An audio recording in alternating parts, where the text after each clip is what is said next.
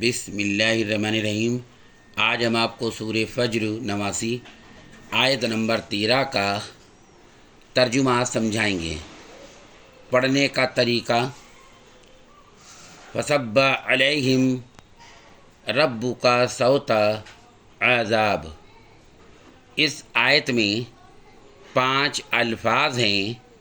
پہلا فصبہ کے معنی ہوتے ہیں تو برسایا۔ دوسرا الفاظ ہے علیہم کے معنی ہوتے ہیں ان پر۔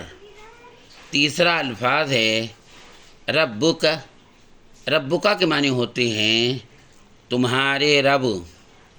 چوتھا الفاظ ہے سوتا معنی ہوتا ہے کوڑا۔ پانچواں الفاظ ہے عذابن کے معنی ہوتے ہیں عذاب۔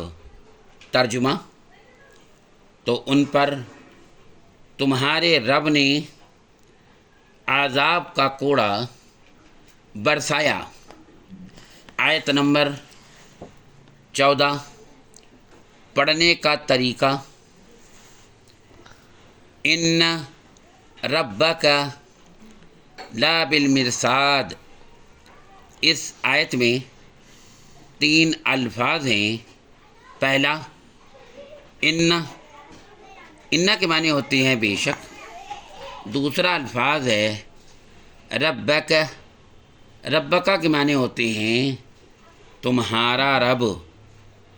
تیسرا الفاظ ہے لبالمرصادی کے معنی ہوتے ہیں گھات میں۔ ترجمہ: بے شک تمہارا رب گھات میں ہے۔ آیت نمبر 15 پڑھنے کا طریقہ: فَأَمَّا الْإِنسَانُ إِذَا مَا ابْتَلَاهُ رَبُّهُ فَأَكْرَمَهُ وَنَعَّمَهُ فَيَقُولُ رَبِّي اکرمن۔ ترجمہ: پہلا الفاظ ہے فَأَمَّا کے معنی ہوتے ہیں لیکن۔ دوسرا الفاظ ہے الانسانو کے معنی ہوتا ہے انسان۔ تیسرا الفاظ ہے اذا کے معنی ہوتے ہیں جب۔ چوتھا الفاظ ہے مبتلاہ کے معنی ہوتے ہیں اس کو آزمائے۔ پانچواں الفاظ ہے ربہ کے معنی ہوتے ہیں اس کا رب۔ چھٹا الفاظ ہے فَأَكْرَمَهُ کے معنی ہوتے ہیں پھر اس کو عزت دے۔ چھٹا الفاظ ہے وَنَعَّمَهُ کے معنی ہوتے ہیں اور اسے نعمت دے۔ آٹھواں الفاظ ہے فَيَقُولُ کے معنی ہوتے ہیں تو وہ کہے۔ نواں الفاظ ہے ربی کے معنی ہوتے ہیں میرے رب۔ 10واں الفاظ ہے اکرمن، اس کے معنی ہوتے ہیں مجھے عزت دی۔ ترجمہ: لیکن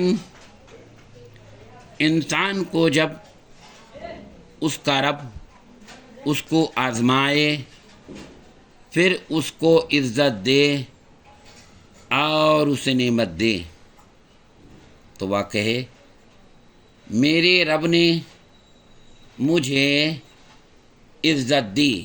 اس آیت میں 3 پارٹس ہیں۔ پہلا جو پارٹس ہے وہ یہاں سے چالو ہوا ہے، یہاں ختم ہو گیا ہے۔ دوسرا پارٹس یہاں پر آیا ہے، تیسرا یہاں سے سٹارٹ ہوا ہے۔ اسی طریقے سے ٹرانسلیشن میں بھی ہم نے پارٹس 1 پارٹ 2 پارٹ 3 کر دیا ہے. آپ اس کو بہت سمجھ کے یاد کر کے ٹرانسلیشن اس کا کریں.